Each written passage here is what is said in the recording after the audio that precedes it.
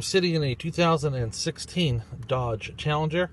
We are going to be adding an additional proximity key. This is an original key.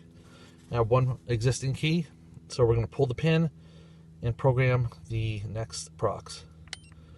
Dodge Challenger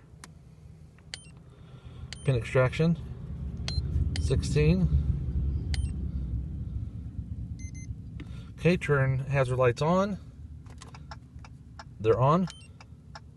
Read pin.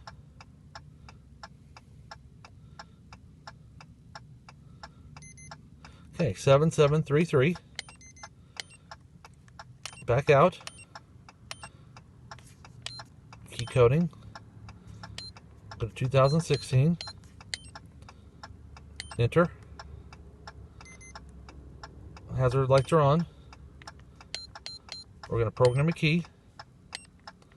It's stored. Okay, complete operation within 1 minute. We're going to hold this next to the button and press and release the unlock button twice. 1, 2. There are 3 keys programmed. We are done.